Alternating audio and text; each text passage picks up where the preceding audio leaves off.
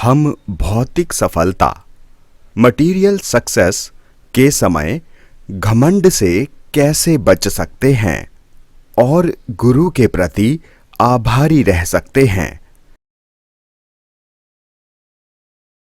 हम सब ऐसे समय में जी रहे हैं जहाँ के इंसान को लगना शुरू हो गया है कि वो अपने आप से ही सब कुछ कर रहा है। ये ऐसा समय है जिसे सेल्फ हेल्प का समय कहा जाता है कि हर एक इंसान सोचता है कि मैं कहीं ना कहीं से मदद खुद ही ले सकता हूँ।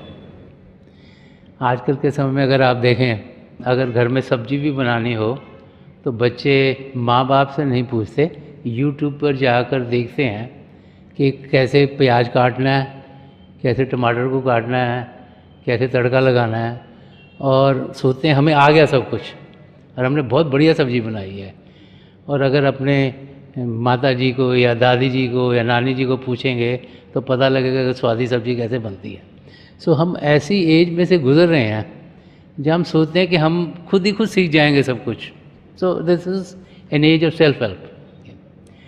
तो जब इंसान उस माहौल में जी रहा, उसको लगता है मुझे सब कुछ आता है, और जब उसकी कुछ तरक्की इस दुनिया में होती है तो वो सोचता है कि ये तरक्की ये मेरे करके हुई है, ये क्योंकि मैंने YouTube पे देखा था ये सब्ज़ी कैसे बननी चाहिए और मेरे को स्वादी लगेगी, मैंने बनाई है।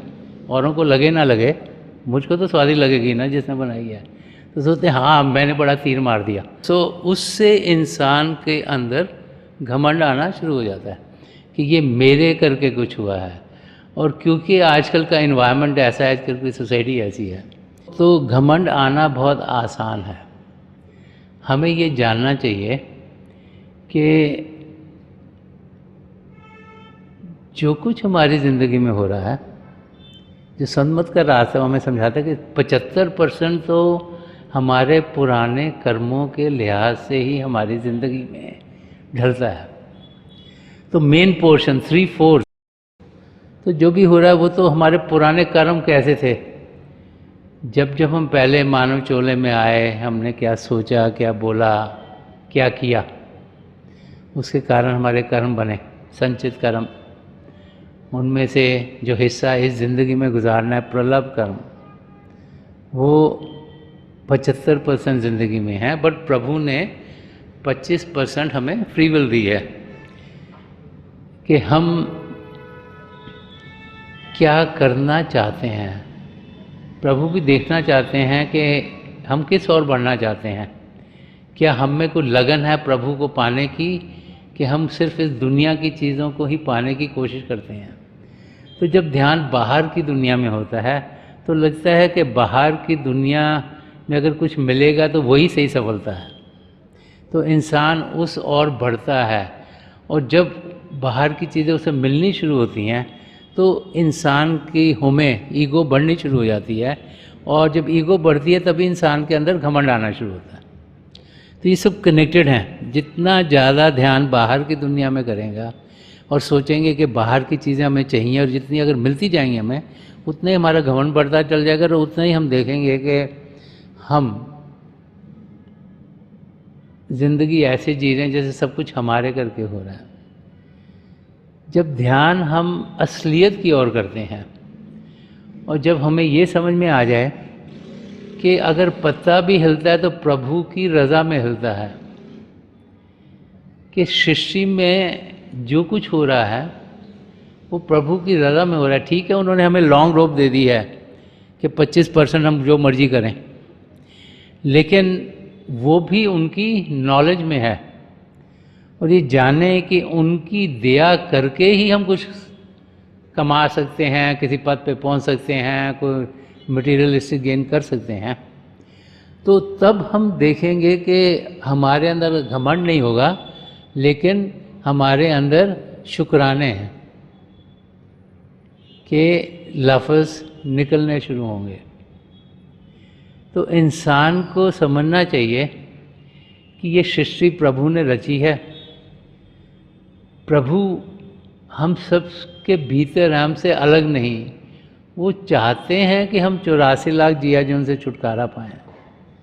वो चाहते हैं हम प्रभु से प्रेम करें। वो चाहते हैं कि इस मानव चोले में होते हुए, क्योंकि इस चोले में उन्होंने सब पदार्थ दिए हैं जिनके ज़रिए हम प्रभु को जान सकते हैं, उनको पहचान सकते हैं, तो पिता परमेश्वर चाहते हैं कि हम उनसे प्रेम करें, हम प्रेम के ज़रिए अपनी रूह को उड़ान दे पाएँ, अंदर के मंडलों में बढ़ें और इसी ज़िंदगी में अपनी आत्मा का मिलाप परमात्मा से करें।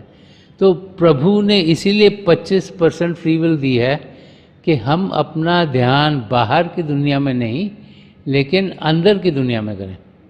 और जब अंदर की दुनिया में करेंगे तो अंदर की दुनिया तो हार्मनी की दुनिया है, अंदर की दुनिया आनंद की दुनिया है, अंदर की दुनिया खुशियों की दुनिया है, अंदर की दुनिया आत्मा का परमात्मा से मिलाप होने की दुनिया है।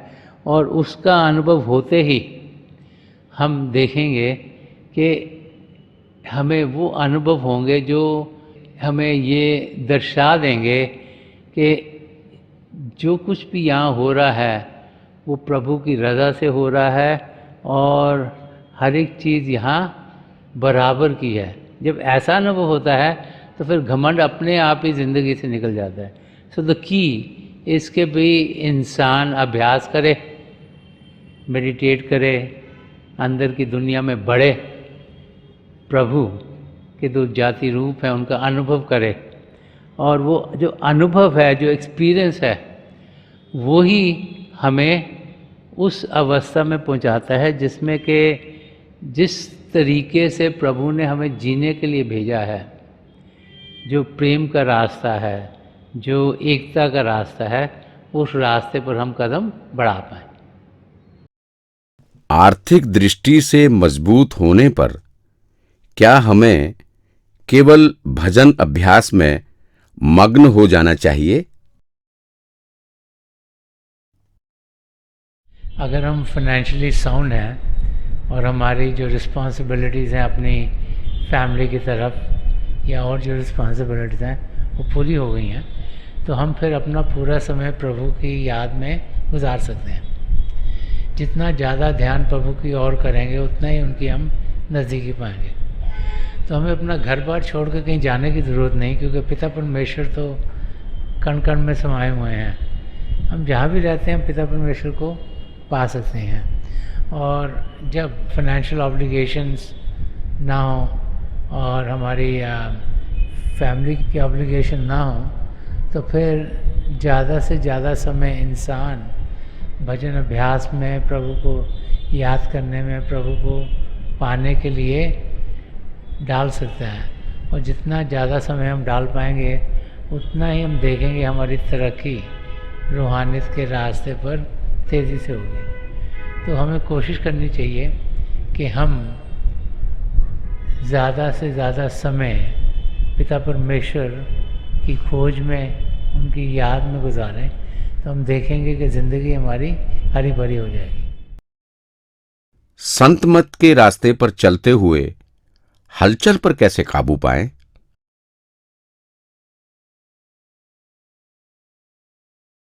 जब हम सतमत के रास्ते पर चलते हैं तो सबसे पहले तो हमें यकीन पिता परमेश्वर में होना चाहिए। प्रभु में यकीन होगा तभी हम रूहानियत के रास्ते पर चल सकते हैं। उसके बाद हमें अपने सद्गुरु में यकीन होना चाहिए कि वो हमारे मददगार हैं। वो चाहते हैं कि हम पिता परमेश्वर को पाएं, वो चाहते हैं हम प्रभु को पाने के रास्ते पे चलें, वो चाहते हैं कि हम अभ्यास करें, हम प्रभु की ओर बढ़ें। और तीसरी चीज़ जो कि हम सबको सही तरीके से समझनी है, वो समझना है कि जो कुछ भी हमारी ज़िंदगी में हो चुका है, हो रहा है या होगा, वो सब प्रभु की रज़ा में है। अगर कुछ ऐसा हो गया है जो हमें अच्छा नहीं लगा, तो ये जानना कि गड़बड़ हमने ही करी थी पहले, ये नहीं कि प्रभु हमसे नाराज़ हैं। जिसको पूर्ण विश्वास है कि सब कुछ जो मेरी ज़िंदगी में हो रहा है मेरी बेहतरी के लिए हो रहा है, उसको कहीं भागने की ज़रूरत नहीं। जो कुछ उसके हिस्से में है, जो उसको मिलना चाहिए, जो उसके लिए सही है, उसको ज़रूर मिलेगा। लेकिन ये तो जानना चाहिए कि सबकी ज़िंदगी तो एक जैसी नहीं होगी ना। हम क्या करते हैं, उस ओर देखते हैं जो हमें लगता है कि हमसे बेहतर जी रहे हैं। हमारा ध्यान सिर्फ उस तरफ जाता है कि शायद ये हमसे ज़्यादा अमीर है, शायद ये इंसान हमसे इंटेलिजेंट ज़्यादा है, शायद ये इंसान पढ़ा लिखा ज़्यादा है, चाहे ये तंदुरुस्त ज़्यादा है। और हम भूल जाते हैं कि अगर नज़र को थोड़ा ध्यान से देखें नीचे, तो कितने लाखों करोड़ों लोग हैं जिनके पास वो भी नहीं जो हमारे पास है। तो इंसान की ये कुछ आदत है कि वो वही देखता है जो कि उसको लगता है उससे बेहतर है, और फिर सोचता है कि मुझे प्रभु ने ये क्यों नहीं दिया। हमें जानना चाहिए कि हमारे साथ कई कर्म जुड़े हैं, उन करके भी ज़िंदगी में असर होता है। हम अपनी तरफ से बेहतर चीज़ करें, लेकिन जो रिजल्ट्स हैं वो तो पिता परमेश्वर के हाथ में है। तो उस इंसान के अंदर हलचल नहीं होगी, या उस इंसान के अंदर हलचल कम होगी जिसका यकीन प्रभु में और अपने सद्गुरु में पूर्ण होगा। हमें ज़िंदगी ऐसी जीनी चाहिए जिसमें कि हम शांत हों, हमारा यकीन, हमारा विश्वास पिता परमेश्वर में पूर्ण हो। अपने किसी नजदीकी की मृत्यु होने पर हम अपने आप को कैसे संभालें?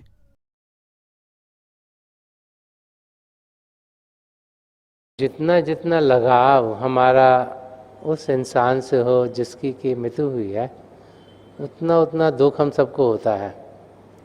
हमारे माता पिता के जाने पर, हमारे बाल बच्चों के जाने पर, भाई बहन के जाने पर, या और जो हमारे नज़दीकी हैं, चाहे हमारे नेबरहुड में रहते हों, चाहे हमारे साथ काम करते हों। तो जितनी जितनी नज़दीकी हमारी किसी के साथ होती है, उतना ही लगाव हमें होता है। जितना ज़्यादा लगाव होता है, उतना ही दुख ज़्यादा हमें होता है जब कोई इंसान इस धरती को सदा सदा के लिए छोड़ के जाता है। तो हमें ये जानना चाहिए कि जितना लगाव हम ज़्यादा किसी से करेंगे, क्योंकि वो सदा सदा के लिए यहाँ रहेंगे नहीं, उतना ही दुख हमें झेलना पड़ता है। वो आत्मा जो इस शरीर को सदा सदा के लिए छोड़ गई, तो जो भी गया है उसका दुख हमें होता है, क्योंकि हमें उनसे लगाव है। वो आत्मा नहीं चाहती कि हम दुख दर्द में हों। वो आत्मा जिसे नाम की देन मिल गई है, उसके जाने में हमें कोई दुख दर्द नहीं होना चाहिए, क्योंकि वो पिता परमेश्वर की शरण में है। और वो आत्मा भी नहीं चाहती कि हम दुख दर्द में हों उनके वियोग में, क्योंकि उन्हें मालूम है कि हम भी एक दिन उनके माफक अपनी मंजिल की ओर बढ़ेंगे। तो कोई जाता है तो उसका वियोग हमें करना नहीं चाहिए, और हमें अपना ध्यान उस ओर करना चाहिए कि हमारी तरक्की अपनी मंजिल की ओर किस तरीके से हो रही है। जब अपना ध्यान भजन अभ्यास के ऊपर करेंगे, अपना ध्यान हम सद्गुणों को अपनी ज़िंदगी में कैसे डालें, इस ओर करेंगे, तो हम देखेंगे कि हम अपनी मंजिल की ओर तेज़ी से बढ़ने के लायक हो जाएंगे। कर्मों का विधान और ध्यान अभ्यास एक दूसरे से कैसे संबंधित हैं? कर्मों का विधान हमें यही समझाता है कि जैसी करनी वैसी भरनी। जैसे थर्ड लॉ ऑफ फिजिक्स है कि for every action there is a reaction, कि जैसा हम सोचेंगे, जैसा बोलेंगे, जैसे कार्य करेंगे, उस किस्म का ही हमें भुगतान करना पड़ेगा। अच्छा सोचेंगे, अच्छा बोलेंगे, अच्छे कार्य करेंगे तो हमें खुशी मिलेगी, और अगर बुरा सोचेंगे, बुरा बोलेंगे, बुरे कार्य करेंगे तो भुगतान करना पड़ेगा।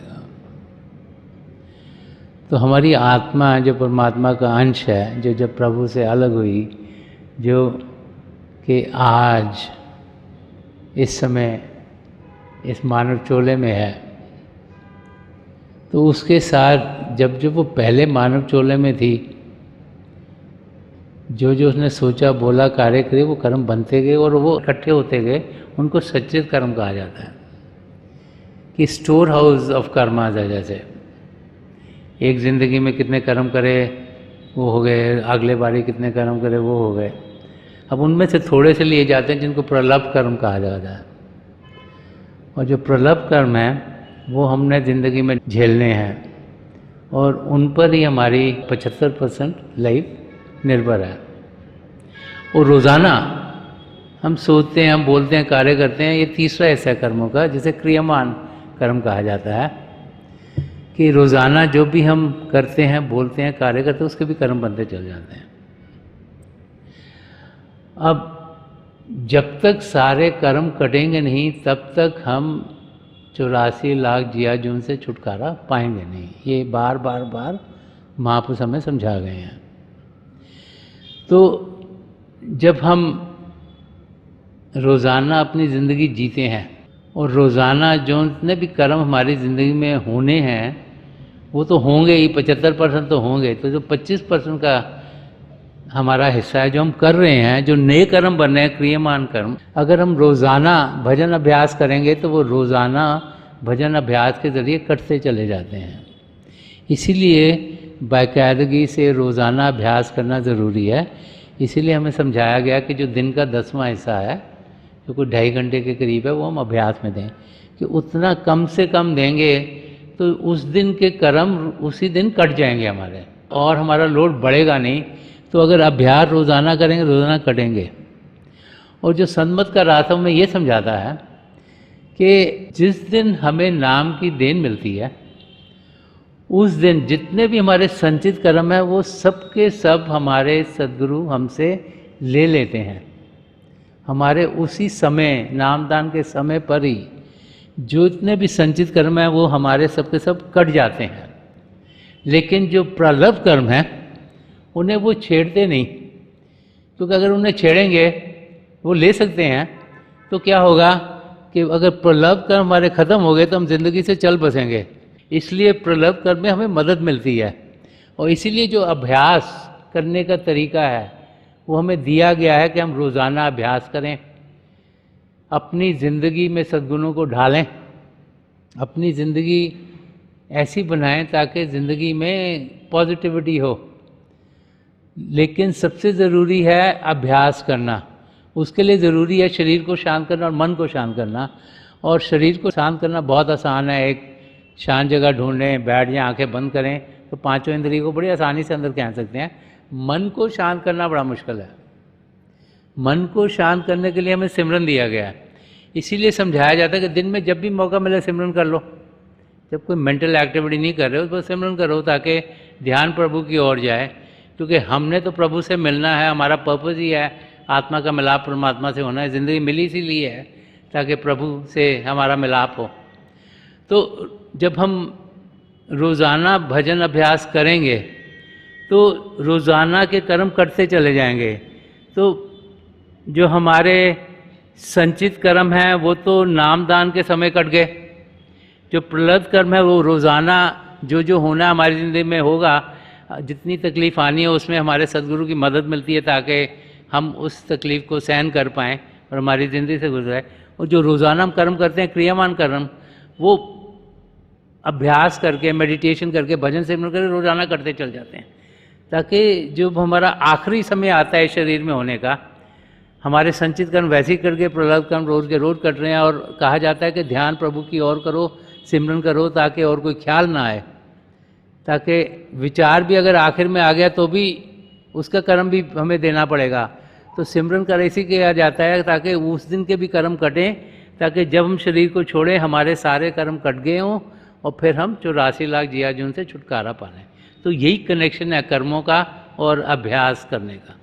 आप सब अभ्यास के लिए बैठ जाइएगा। आप जहाँ भी बैठे हैं आराम से बैठिएगा, अपनी आंखें बंद कर लीजिएगा। ये जो आई बॉल्स हैं, आँख के डेले हैं, ये सामने फोकस हों, जैसे आप 8-10 दिन सामने फोकस हो। आंखें बंद करते ही वो भाई बहन जिन्हें नाम की देन मिली है, आप सिमरन कीजिएगा। अगर यहाँ कोई भाई बहन है जिन्हें नाम की देन नहीं मिली, तो आप प्रभु के किसी भी जाति नाम का जाप कीजिएगा। जाप मन ही मन करना है, ऊंचा नहीं दोहराना।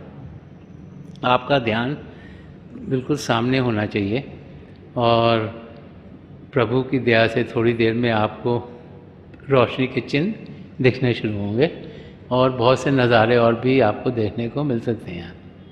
तो मेरी पिता परमेश्वर के चरण कमलों में जो पिछली सेंचुरी के महापुरुष हुए हैं, हजूर बाबा सावन सिंह जी महाराज, परम संत कृपाल सिंह जी महाराज और दयालपुर संदर्शन सिंह जी महाराज, चरण कमलों में यही प्रार्थना है कि जो जो हम सबके लिए बेहतर और महापुरुष हमें दें, हमें सबके साथ जोड़ें और हमारे भीतर प्रभु की ज्योत के हमें दर्शन करवाएं।